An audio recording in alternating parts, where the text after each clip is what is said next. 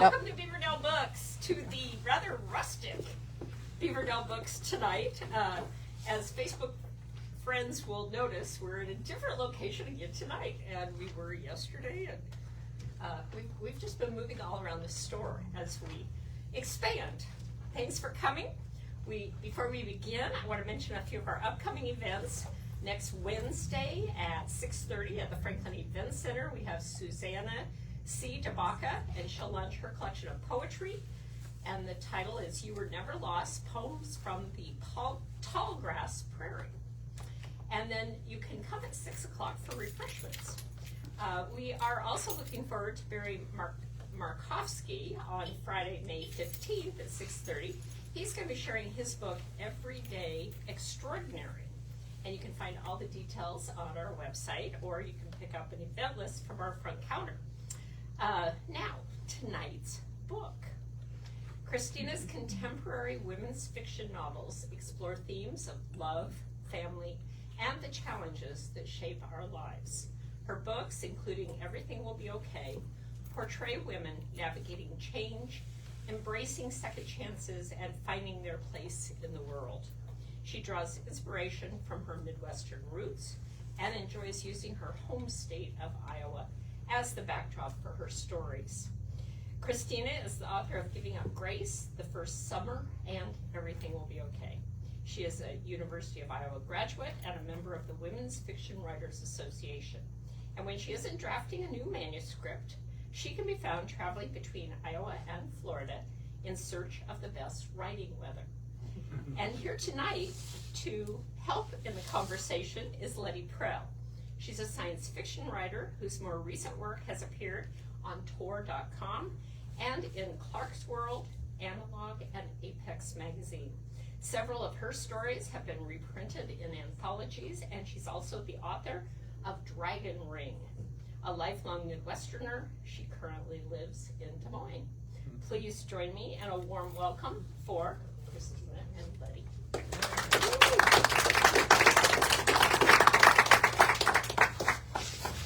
So Chris, I'm currently reading Everything Will Be Okay, and what strikes me about the book is that we have these women characters faced with situations these situations that are common to women, pregnancies, aging parents, and yet you give these women permission to not be all happy and putting a bright face on everything. And that makes them real for me. They're like real people in your stories. So the first question I have is, how did you get into writing, and how did you get into this particular kind of writing? Well, I did not realize, ever since I was a little girl, hi guys, ever since I've been a little girl, I've always had stories going through my brain. And when something would happen, I wouldn't always say it, but I would think, oh, I think that would be a great part of the story, or that would make a good ending to a story. But I didn't know that everyone didn't think that way. So all these stories, I remember even in elementary school, we had some units where we would write stories, and they'd say, you need to write one of them, and I wrote a dozen of them. And I just never got rid of that need to write. So the way I actually got started in it is that my husband's here. He and I, as he said earlier, go back and forth between Florida, and we spend a lot of time in Daytona Beach, and we always go to the same spot on the beach. And so we're always in front of the same houses. And where we sit is this huge multi-million-dollar gray house that just has an outdoor fireplace and is just incredible. And then beside it is sort of a little shack. And when we sit there, and I mean, we've done it for years, I would always talk about, I wonder if those people know each other. And then I started over the years kind of making up this story. And to be honest, he didn't really care about whether or not the people in those two houses knew each other. And he was like, why are we talking about this? So he finally said, why don't you just write that story? So after my kids got a little bit older, it was about 2010, I decided that that is the first story that I would write, and it was originally called The Pink Shell. It ended up being called The First Summer when it was released. But I started writing it, I loved doing it, and I started sending it back and forth to my mom, who taught English for 30 years. And she, of course, loved it because she's my mom. And she was editing it, and we were talking about the direction of the story and all those kinds of things, having a blast with it. And then she was diagnosed with late-stage ovarian cancer.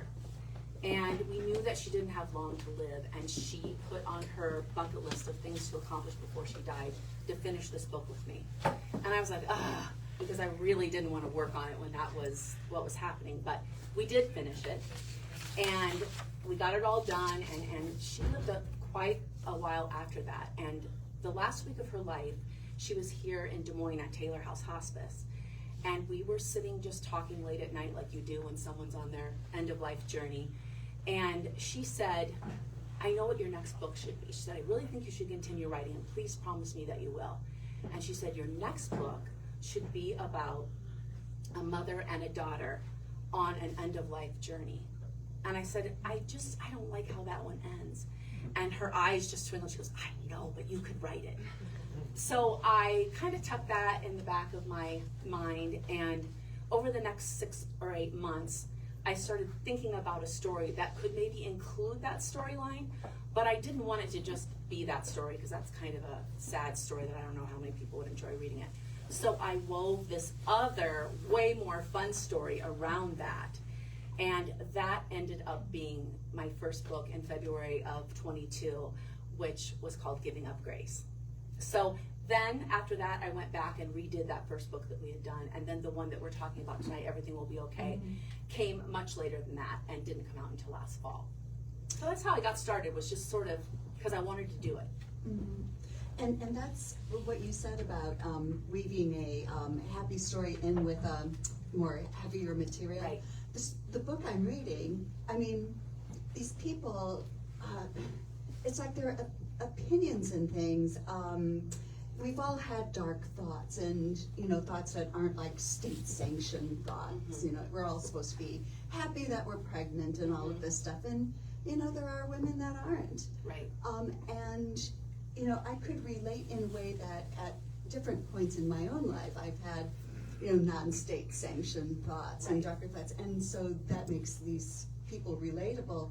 And yet, the book I'm reading is not a downer, and somehow you have this magic where you've set up this expectation that everything's going to be okay. So it almost reads like a cozy. It feels comfortable. Yeah. Well, I mean, we all face things. I mean, I'm a woman, so I know what a woman faces, but nobody gets out of this life without having huge challenges along the way. And sometimes you look at other people's lives and you think, oh, they have so much on their plate, and then you look at your own and you're like, well, I have this and I have that and I have this. But I've always been a person that I really have believed whatever you're handed, I think you just like, okay, that's not what I was expecting, but how can I turn that around and make it go in a direction that I can be happy with? And so that really, I think, is something that will continue in all of my books, is that idea of not getting the best news, but trying to be like, okay, what's plan B? I always have loved the idea of plan B. So this genre, is it called women's fiction, or what is this called? Yeah. And tell us a bit about it, and do you read it? And Yeah, well, so women's fiction, that is definitely the genre that I write in. However, that genre, if you know anything about literature, you do any reading of it, some people think that is not a good title for a genre.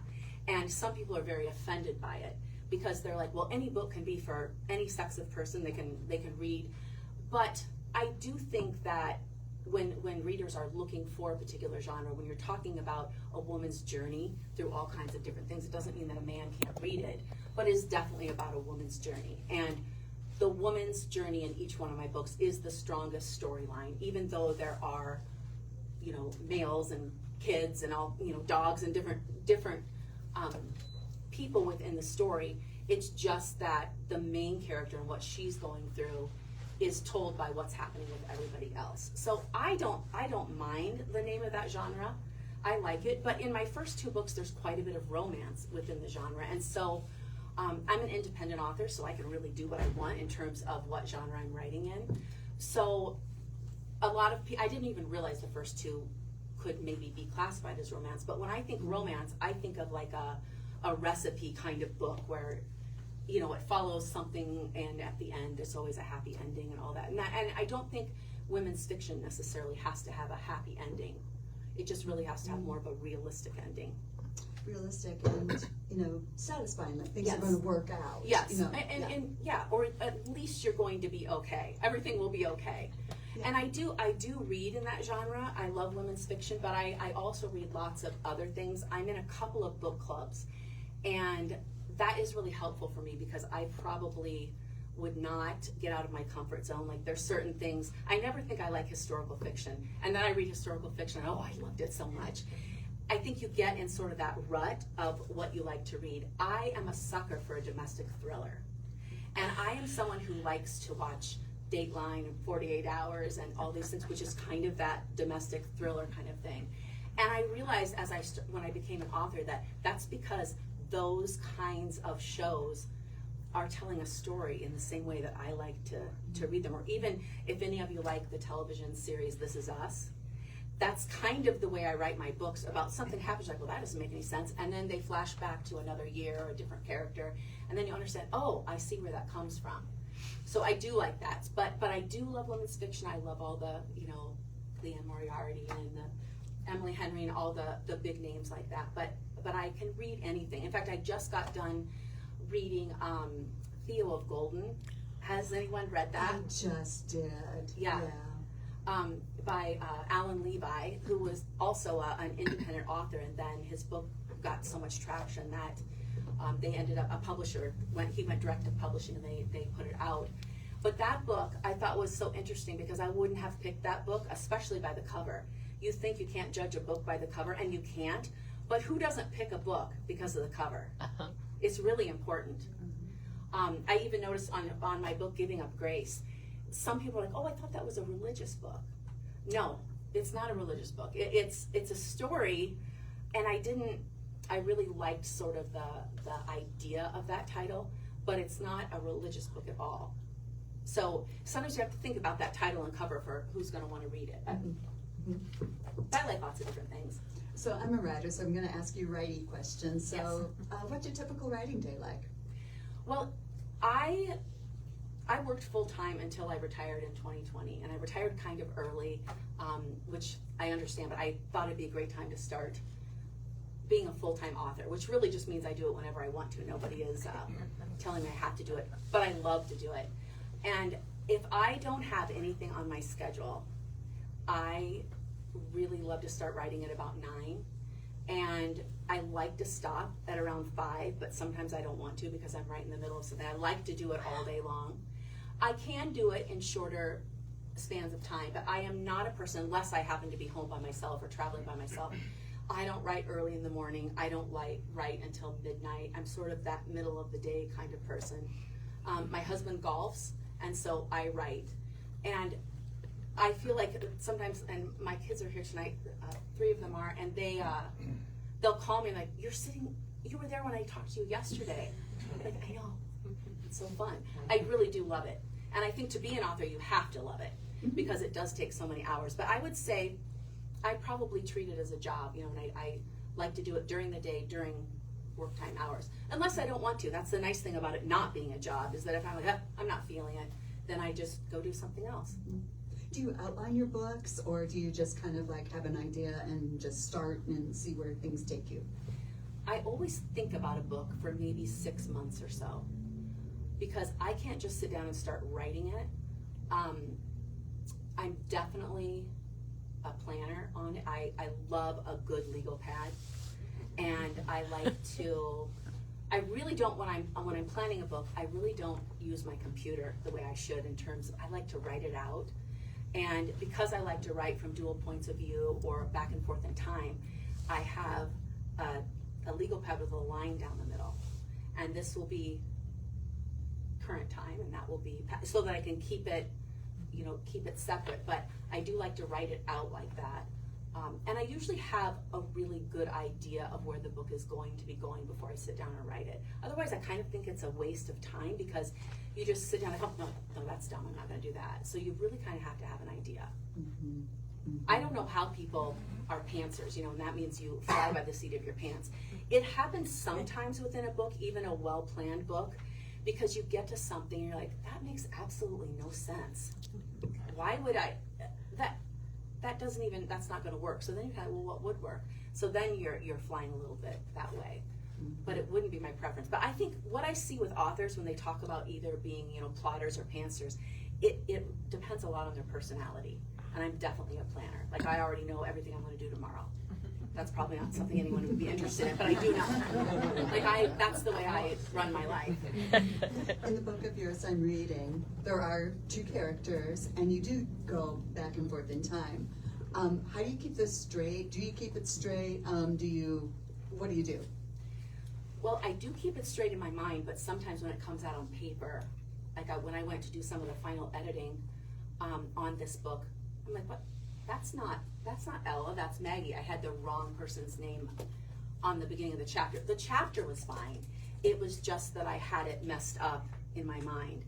And the same thing happened on a book that I'm currently writing. I just got Atticus. I don't know if you use Atticus for your layout, and it's a fantastic program that you put your manuscript in, and it actually does all of the formatting on it, which has been one of my really difficult things to do when I'm doing it on my own. But you can move chapters around and do things, and I moved some chapters around not really realizing that I'd done it. So then I had to go back and put the chapters back in order, and it was really hard for me to do because I couldn't remember where they came in the story. So, and the new book I'm reading is not back and forth in time, so I could that didn't happen yet, but it was hard for me. I'm glad I caught it, because that would have been very confusing to readers. I would have caught it eventually, but. So do your storylines ever change when you write? I mean, you've planned, Yeah. But is there wiggle room? I think so. In the book that you're reading right now, and I know you're not at the end yet, No. and I won't give anything away, but what I had planned, how I had planned for that book to end, when I got to the end of the book, after I got to know the characters so much better, and they almost become like friends of yours, like you are completely in charge of developing them, but you don't know them at the beginning of writing a book as well as you know them at the end. And when I got to the end of that book, I was like, you know what, I just don't think Ella and Maggie, I don't think this is what would happen between them. So I changed it. It's not terribly different than what I was going to plan, but I have had a couple of people tell me, I didn't like the ending. That's not the way I wanted it to end. So, but not every story can end exactly the way the reader thinks it's going to. Or should? Yeah. Really? Right. Yeah. So what inspired the idea behind one of your books? Pick one of them. And how did that story first come to you? So I told a little bit about, the story with my mom. That certainly influenced that. But I'll tell you, I'm writing this Christmas novella right now. It's just getting ready to go to beta readers. And the original idea came a couple of years ago. And my daughter Emily is here. But I had, at the time she was 4 or 5, little granddaughter, and they live in Dubuque. And they asked me to come over. I think she might have had a music program or something. And they said, and come, and then we're gonna go through the park. You pay this money to go through the park, and it's got these lit, gingerbread houses and Christmas trees and everything. Oh, it's so great, and you'll love it. And I was like, okay. I didn't think that sounded all that fun, but I thought, okay, we can do that. It kind of sounded like you'd get car sick. But so we went through it, and it was just so small town, Christmassy fun, and my granddaughter Olivia was just so excited about everything about it, and it was really so much more fun than I thought it would be. They had cookies and hot chocolate and just this whole thing. So we went through it, and when we got home at night, I was just saying how much I had misjudged it before going, and I said, I want to use that as a basis for a Christmas book that I want to write. And I thought about it for a couple years, and every time I've been with them, I've said to her, and we went this year again, and I said, oh yeah, I wanted to kind of write down a couple things or see if I remembered it right. But that's what usually happens is I see something that, maybe just something small like that, and then it just sort of explodes in my creative mind, and I see all these things happening around it, and I really want to get it down on paper. In fact, when I got home a couple years ago, I just sat down at my computer. I have a folder that's just future book ideas, and I will just write 2 or 3 or 4 or 5 pages, and they're just like run on like, and then she does this, or maybe not, because that might be stupid, and then she goes over here, and then I don't know about that. Like, I actually am, sometimes I'm talking into this, and that's what I did. I wrote 2 or 3 pages of things that I had remembered from things that my granddaughter had said, things that made me just remember how wonderful it is to live in Iowa and be here during the holidays. And that's how that idea came, and that's how most of them come. I love how you write about the Midwest, because I've been to Minneapolis, I live in Des Moines, and it's like, that's another part of the draw, for me reading your work. Yeah. So you write 9 to 5. So how long does it take you to write a novel? I would say a good year.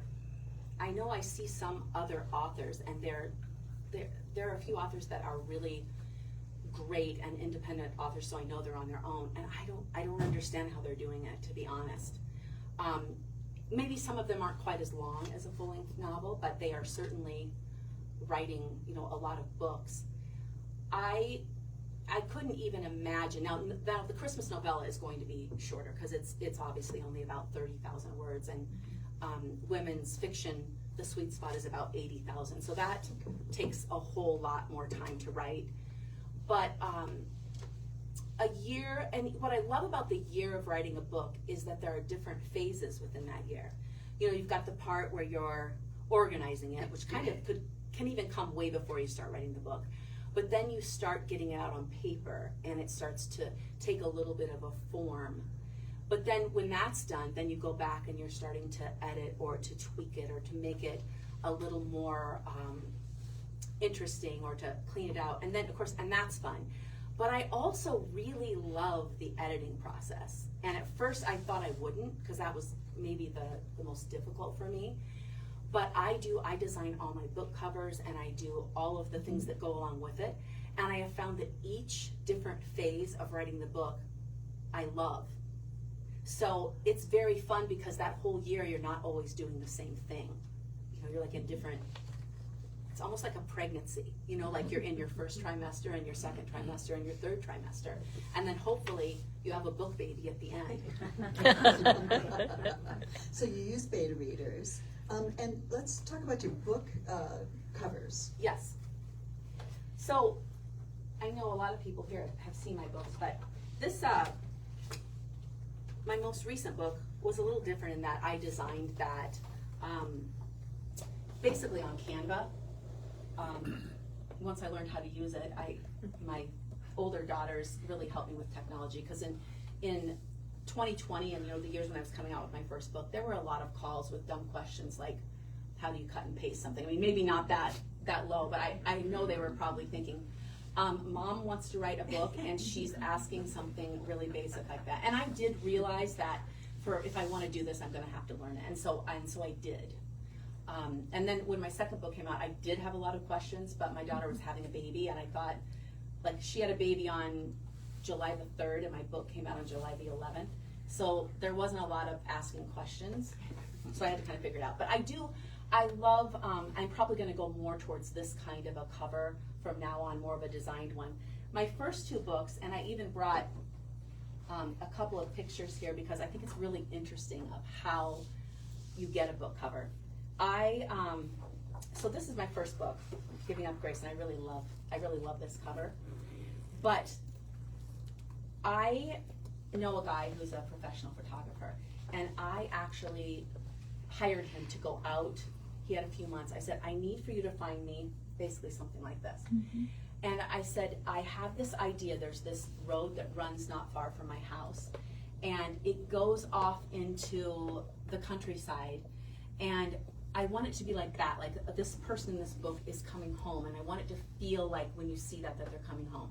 Well, I was surprised, but he said he couldn't find anything like that. And I had to come up with something myself, and I just kept talking about, okay, there's this road, and so my husband said, why don't you just go out to that road, since it's by our house, and take that picture? And then my daughter said, then we'll help you go in, and I didn't know you could do anything other than just have the picture. But this is the original picture that I took with my cell phone. And then essentially that was exactly what I wanted it to look like, only I wanted it to look like this. So I did that. And you also have to think about the rights of using artwork or a picture.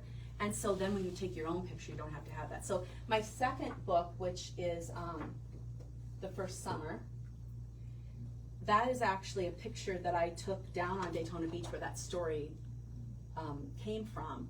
But this had to have a lot of tweaking. But I remembered this picture that I had taken right near, what's the? Krabby Joe's, yes, thank you. I was going to say Joe's Crab Shack, that's not it.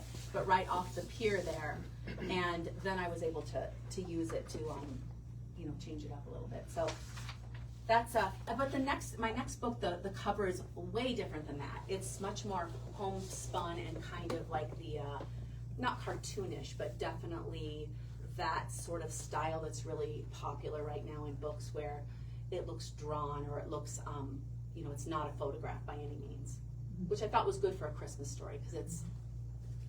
So you're an independently published author? I am. And I really have a lot of respect for you folks because you do everything. Me, I just write my stories in Word, send it off to magazine, hope my name hits the cover, but you're doing it all. Well, I mean, I've come by that it's not that it would be my number one choice. I'd love to have an agent and a publisher, but it just hasn't happened for me yet. This last book, Everything Will Be Okay, I came really, really close. I had several big agents that were interested in it, but it just didn't work in the end, so I'm always thinking maybe the next one. I'm not going to agents for my Christmas novella because that's not really something agents pick up as a first book, but maybe my next one. But there are independent authors that are not doing everything themselves. And the truth is that most authors, unless you're Colleen Hoover or someone who's a really big name, you don't make a lot of money in selling books. So I don't have a lot of money from the books to spend on making the books. But I do know people that really hire all of their things done, their covers, their editing, all of that, and they do it, but they're spending money out of their own pocket, and that's great. Lots of people spend money on hobbies or things that they enjoy doing. But for myself, I don't really want to do that because first of all, I don't want to spend the money, but also I feel like I love the creative freedom it gives me to do what I want to do. Now I would give that up if I would actually be able to sign with an agent, because then your books can go much further. I mean, my books basically can go to the people that I know and the people that I know who are willing to tell other people about the books. And then a few, I'm on a lot of social media sites with other authors and readers that like women fiction. And yes, I've sold quite a few books for an independent author, but still nothing like you would do if a publisher was involved and was helping you with all that. But I was just telling my husband tonight, at the beginning when I first became an author, I really wanted that, and I really couldn't see the value of not having that. Like, well, why would you just do all this work and, sell it to a few hundred people? And I mean, what's the use? But then when I started doing it, I realized that the use is that I love to do it. And even though, you might only, in the whole life of my book, maybe reach 1,200 people so far. Like on my first book, that's probably what I've reached so far. But those 1,200 people have really enjoyed it for the most part. And, so as long as I like to do it and I don't feel like it's something that is wearing on me, then what does it matter? Mm-hmm. What's one piece of advice you'd give to someone who wants to write a book? I'm so surprised at the number of people I've met since becoming an author that want to write a book. And people I never knew, they'd be like, I always wanted to write a book. And I've got friends that I never knew this before, and they've got these dreams of doing it. I'm like, well, then you should do it. But I think that having a dream to write a book and writing a book are two completely different things, because it does take so much time, and you have to be willing to learn and take criticism, and just know that like the author I am today is not the author I was when my first book came out. And you have to be willing to accept the author that you are 5 years ago, because if you are doing what you should do, you're constantly getting better and you're improving, and that's wonderful. But then you look back at that first book and you're like, oh, I wish I'd done this or I'd done that. But the authors that I know are like, just, you've got to just set that aside and, you know, and not do it. But the advice I would give to them is, if you really want to do it, then you should just sit down and start doing it, because thinking about it is never going to get a book written. And you may decide that you love it. You may decide, like, this isn't fun at all. But when I come into a bookstore, I go to a library, and I see the number of books, and most of these are probably traditionally published books, and same for the library. And I know what goes into writing a book. I'm like, how can there be this many people in the world that are writing books? It just seems crazy to me. But I think if you ask, I've seen the percentages before, the number of people who have on their bucket list of life goals to write a book is like 83%. It's something huge. It's a lot. It's a lot. I may be off a little bit. I hope they don't wait until they retire. Because Yeah. Right. Yeah. But I don't really see, if you don't do it as a full-time job and you're not retired, I don't know how you'd ever get a book done before like 15 years, because it takes that much time. And when you're going to kids' activities and you're making dinner for people, I mean, we as women, most of us have a lot of things to do. Nothing against you guys, but we got a lot of things. And what do you hope readers take away after reading your book? I think I always say that my books, they're not changing the world in terms of, you know, they're not changing people's opinions on things that are important. But I do know that the people who read my books have told me, oh, I can't wait. Sunday, I have nothing going on. I'm going to make a cup of coffee and I'm going to read this book, because I think they're entertaining, and they take you into another world, but not so far away from your own world that you can't, you know, understand what's going on. But I think they become friends with the people in the books, because I think although a lot of the characters, of course, are flawed, they're also really lovable, and I really try to do that. Even if I have someone in the book who is not the favorite character of the book, I try at the end for them to have some sort of moment where they can show that they are not a terrible person, and I like that. So I guess what I really want to leave people with is that they felt entertained, and maybe moved, and maybe feeling a little bit better about, okay, well, I can do that too. That's something I'd never thought about it from that angle, but I can do this. Mm-hmm. I like that. Yeah, and I'm enjoying reading your book Thank quite a you. bit. Thank you. Yeah. So, how can readers help you be successful? Well, part of helping any author be successful is that if you of course buy authors' books, that's wonderful, but also sharing the book with other people, letting them know, your friends and your family, oh, I love this book. Getting it into the hands of book clubs. I've done several book clubs, and that's really fun. Book clubs is a great way to do that. I love to go and do book clubs. That's fun to hear what people have to say about your book, which, on a side note for that, it's funny, sometimes people will say, this character, that is not the way a man would talk, or they would say something like that. And, of course, I'm always nice about it. I'm like, well, I wrote the book, and it's my character, and if that's the way they talk, then that's the way they talk. But a lot of times people are, or even they'll say something about that they didn't like this or they didn't like that, which is fine. But when you're sitting right there, sometimes it's hard to say, well, sorry. Yeah. But I think reading the books, passing on, I also think following authors on social media and liking their information and passing it on, and just another big way is to review the books. My first 2 books that came out, I had a lot of reviews, and a lot for someone like me, like 150 reviews. And my newest book, which I feel like is better than my first 2, I think today I looked, and this is not on every single site, but I have less than 50.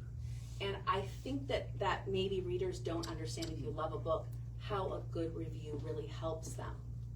So that's, probably one of the ways you can do it. And I know when authors are big authors and you see on there, they have 24,000 reviews. Yeah, maybe that's not helping them as much, because once you get to a certain point, there's like, oh, everybody loves that book. But 35, yeah, maybe that's not enough. I see some that have reviews, like people will work so hard on a book and they'll have 7 reviews or 10 reviews, and that's hard. But I think that takes an extra effort from a reader. And although I have a launch team, I've got about 90 people on my launch team, which is amazing. But I, will say, hey, I'll kind of beat it hard, but you go in and review it. But still not very many of them do. And it's not because they don't like the book necessarily, it's that they don't take the time, or they don't know how. Right. They don't know how to do it. I'm really involved at my church. I live in Waterloo, and I have a lot of older ladies who read my books, and I love all of them. I was the music director there for a while, so I've got a lot of ladies that were in my choir. And I think they would review it, but they simply have no idea. And I've tried to write the directions, but it doesn't help. I love them anyway. And where can we get your books? Well, my books now are available anywhere you get books. So, like here, now, at Beaverdale Books, which is an amazing bookstore, and I hope you're all going to buy at least 15 books. Maybe not 15, but buy some, whatever you want, because this is a great store. And I started coming here to see some of my favorite Iowa authors, and this has been a dream of mine to be able to be here, because this store is so fantastic. So I'm really looking forward to coming back when it's all done with the revisions. But I just think that if you want to buy it from someplace like here, any place, and they don't have it, which chances are they won't, you just ask them to order it, or order it online from any bookstores. Do you have an online platform here? We don't have an online, but we do work through Libro, FM, and we have some other options, Bookshop. Most authors, not everyone, but most authors offer their books on Ingram Spark. And I didn't do that at first because I thought that seemed really hard. And then when I actually did, I'm like, well, that was really easy. I don't know why I was waiting. But sometimes, as a new author, you can only bite off so much, and you can only learn so much. And I was sort of at that point. So now, as I've written more books, I've done that. So as long as your book is on something like Ingram Spark, anybody can order it directly and get it in, and that and that makes it much more attractive to bookstores. It does. To have it on Ingram. So I've been shooting my questions nonstop. Let's pause and see what questions you might have for Chris. Yes. Yeah. First off, congratulations. We're all very proud of you. Thank you. So, This is my son, Rob. It's a cool moment. But earlier you talked about sitting on the beach with Doug, looking at those houses and kind of having that idea spark. You talked about with Olivia being, at the Christmas whirly twirl, whatever it's called. How do you deal with creative dryness? Like, do you ever go through, or writer's block, as Lauren is calling it? Creative dryness is a good word. But how do you deal with that? Because I think when you look at a book, the last thing you think is, these people, when they're writing it, it must just coherently go and flow and flow and flow. But what do you do to get inspiration to find ideas? Does it just come to you naturally? How do you do it? Honestly, I think it kind of comes naturally. I've never had a time where the ideas haven't come to me, but I think that's because of the fact that I am an independent author. So there are times when I'm like, oh, I'm going to write all day, and I wake up, I'm like, you know what, I'm not really feeling it. That's probably what you are talking about. But if I don't feel it that day, then I don't do it. But I have never really had a time where I thought, okay, I don't have another book in me. After the first book, I thought, well, there's no way I could write another one. And then I decided, well, I already had that one pretty much written, so I should go back and do that one. And then by the time I got to the third one, I'm like, I'm going to keep going.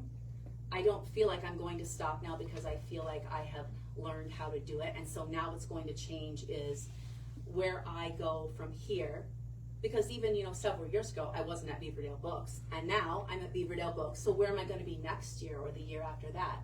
And if it ever gets to be something that I don't want to do or I'm not enjoying, then I just don't have to do it anymore, because I'm not buying groceries with this money. Thank goodness, although I'd be very, very thin. I don't have to have this money to live. So, but it's a great question, because I know people. But I got to tell you something about Rob, which he's my kid, so of course I love him. But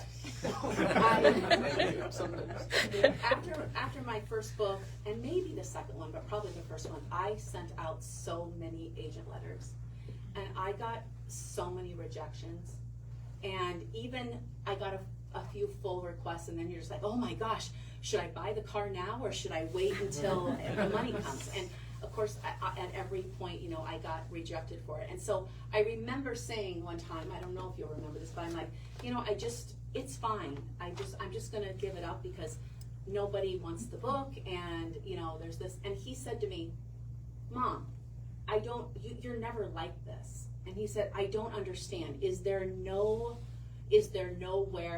space between giving this up altogether and New York Times bestselling author? And especially in this day and age, there is a whole lot in between there. There didn't used to be. I mean, maybe you weren't a New York Times bestselling author, but yeah, it didn't used to be so available for people to publish independently and make those decisions and do those things themselves. So I really credit him, because I was going to give up, because I just thought, this is dumb. I'm working so hard and I'm not selling that many books. And then when I got rid of that goal to be a New York Times bestselling author, that's like saying, if I can't win the lottery, then I'm just gonna, not do anything. I'm just gonna give up and quit my job, and because there's no reason. Mm-hmm.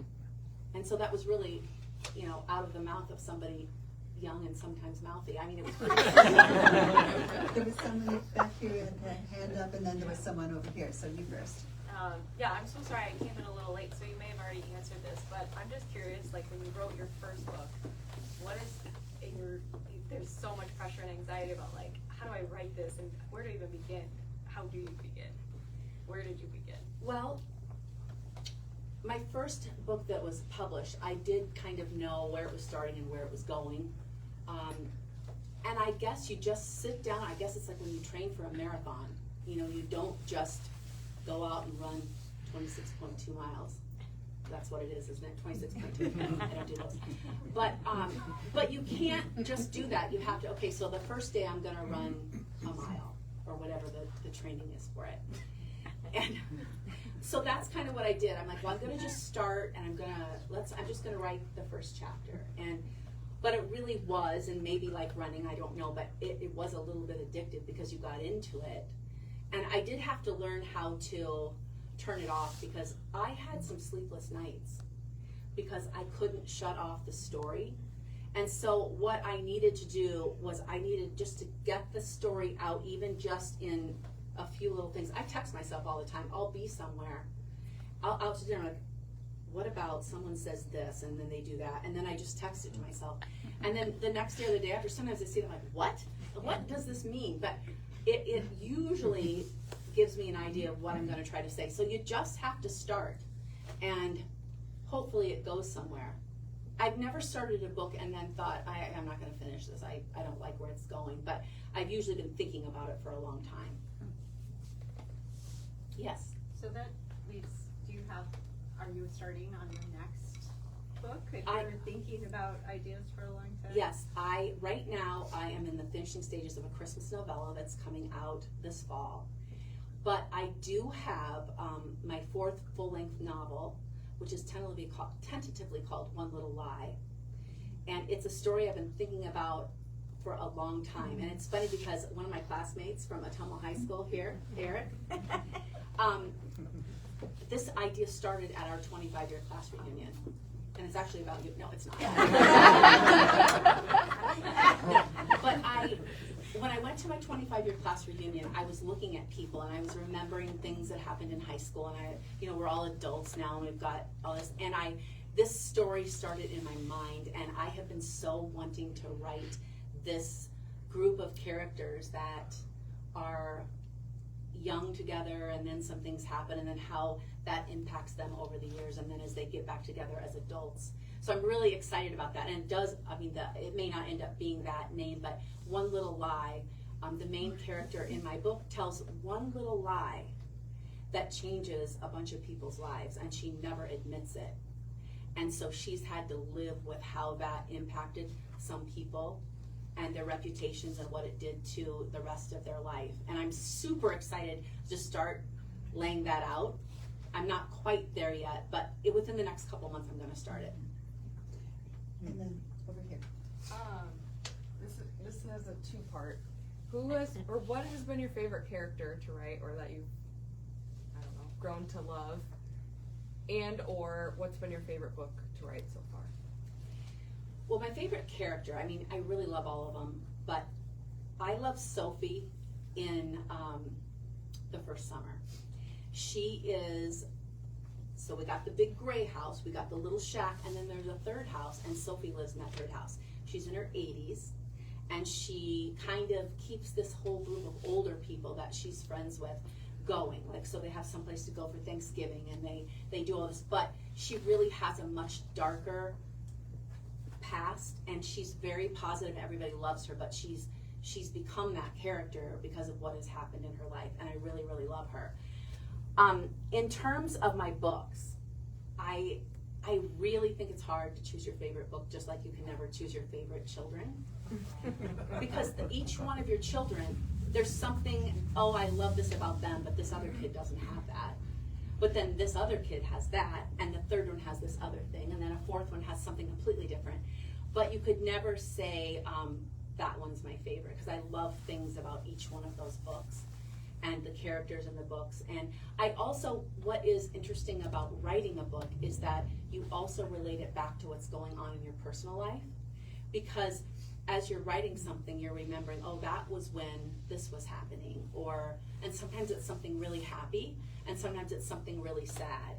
And I remember one of my favorite Iowa authors, Heather Gutenkopf, who has been wonderful to me and really supportive. I think it was here that I saw her, she was talking about her first book she wrote longhand, and her 13-year-old son was at the University of Iowa Hospitals, and he had cancer.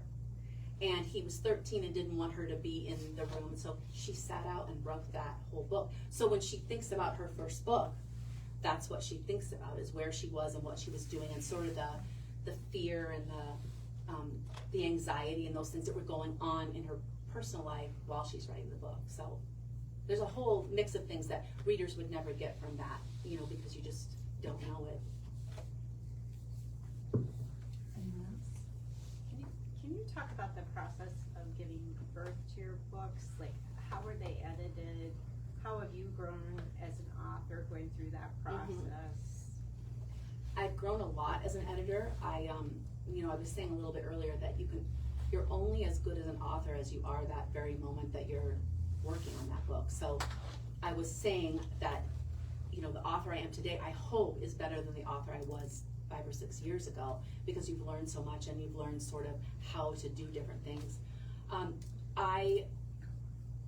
My editing process, I have relied on people who maybe are not completely qualified to do it, and so then there's maybe some things that haven't been done. I'm going to change that a little bit for the future. But the process of actually releasing a book, when my first book came out, I had an online launch party, and we had all kinds of people signed up for it, and I was really excited. But as the days got closer to the release, I started to get really, really scared.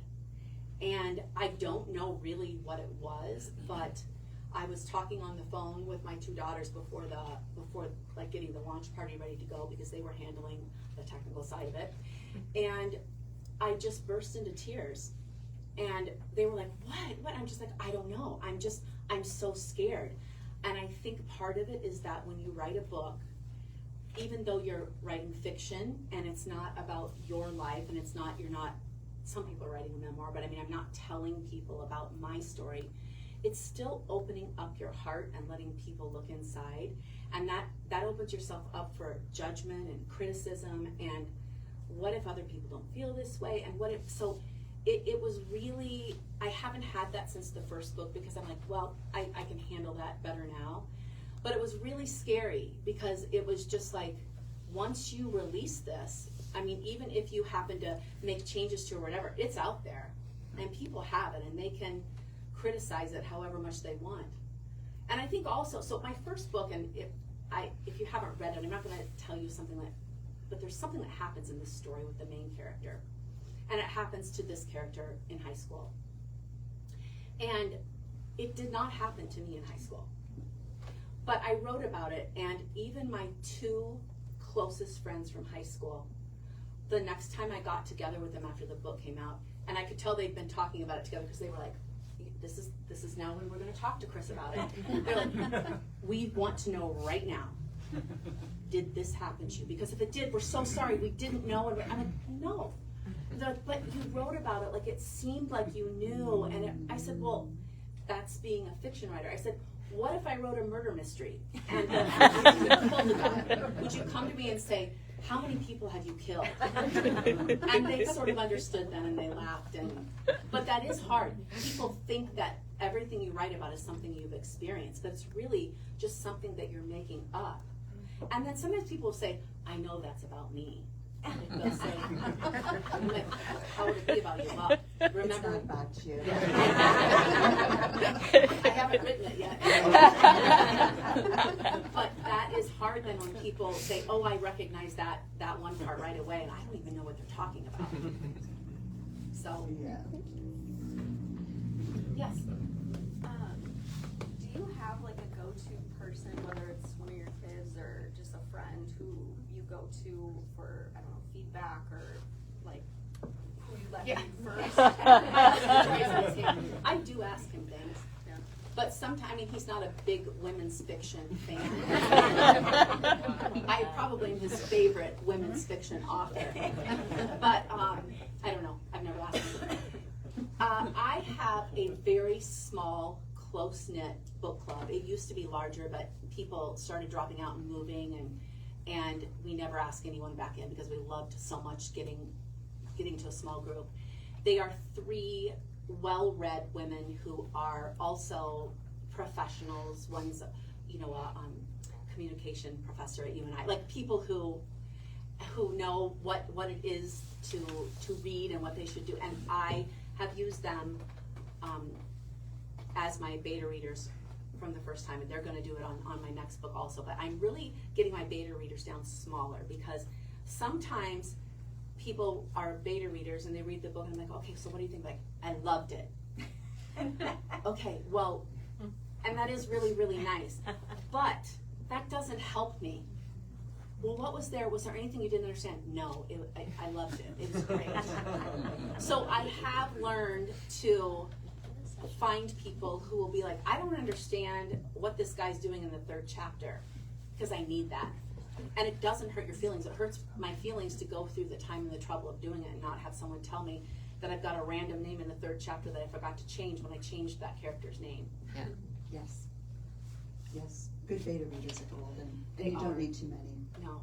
But you can get some that are way over the top critical too. Like I had one that said, I just want to see more of the story of these 2 characters, and there's like 10 characters in the book. I get rid of everything else.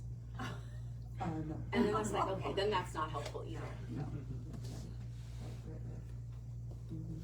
Oh, you told me to ask you about Easter eggs in your books. Oh, And I know that you now have them because you would ask me to ask you that. Yeah, so tell them what an Easter egg is and then fess up. right. So little messages in your books that mean things that the average reader would not understand.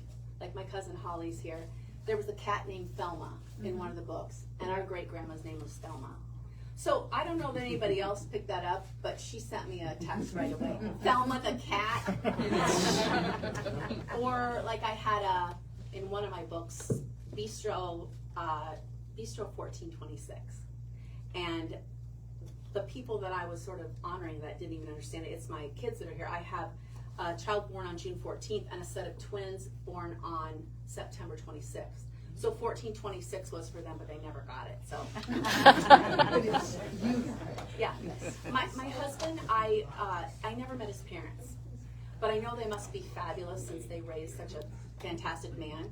So his mom's name was Virginia, and his dad's name, well, it was actually, he went by a weird name, but I didn't use that in it. But I put those names in the book as parents to someone random. Like, I don't want to write a story with a name of someone I know well as the main character, but I'll slip them in there, and then sometimes people notice them and sometimes they don't. A dog name, you know, so I have a dog I love who's my little dog. His name's Murphy. So in my Christmas novella, the restaurant that they always go to and all this stuff happens is called Murphy's Pub. So it's just those kind of fun things that you add in, that if you, my grandparents, their last name was Carroll, and I have put, like in this Christmas book, there's a park and it's called Carrollton Park. And I just put little things like that here and there. In the book that you're reading, there's a book club, and there are 3 speaking parts for the book club members, and I named them after my book club members. But the thing about doing that is one of them was kind of not that nice, and then I felt bad because the person that I named that, she's like, do I really do that? I'm like, no, it was not. It wasn't that. Character. Yes. Okay, one more question. Well, All right. I really want to say thank you. Thank you to everyone for coming, and thank you to Beaverdale Books. Thank you for coming. So lovely, and I've enjoyed it so much, and it's so inspiring to be here and to think, okay, what are my goals? What am I going to set next for myself? And this was certainly a huge one for me, and I'm really grateful for it. And buy some books before you go, people. Oh, yes. Last question. What do you love most about being an author? I'm a person who's really goal-oriented, like I said earlier. But there are very few things in life that you do that when you're done with it, you have something tangible to hold in your hands. And for a person who loves to accomplish things, like, well, what have you been doing? I'm just... Good or bad, you still did it. And Yep. it's really, you can hold it, you can touch it, and that is Proof. something that, you play golf, unless you're winning big tournaments, you don't have it. So that's probably the thing that I really love. Thank you, everyone. I appreciate it.